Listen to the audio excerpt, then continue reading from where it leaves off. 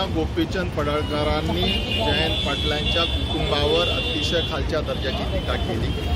अशी टीका आजपर्यंत संस्कृतीमध्ये कधी घडली नाही। मला असं वाटते की ज्या पद्धतीनं गोपीचंद पडळकरांना एवढं मोठं करण्यात आलं, तर कुठेतरी भाजपचा अशा पद्धतीचा डाव आहे का?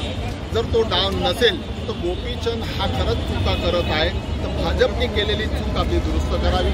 अलीकडच्या काळामध्ये त्याला विधानसभेची तिकीट दिली, त्याला तिथून निवडून आणलं आणि तिथं जाऊन अशा पद्धतीचं गलिच्छ वातावरण करत आहे, अशा पद्धतीच्या टीका करत आहे। म्हणून राष्ट्रवादी काँग्रेस पार्टी जोपर्यंत याला अटक होत नाही तोपर्यंत असेच आंदोलन करणार आहे।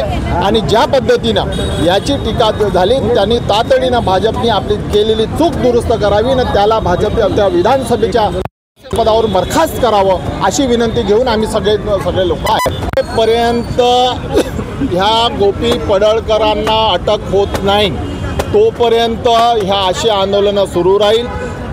पुढच्या काळामध्ये इथे महाराष्ट्रामध्ये अधिवेशन होणार आहे, त्या अधिवेशनामध्ये त्याला पायसुद्धा ठेवू देणार नाही।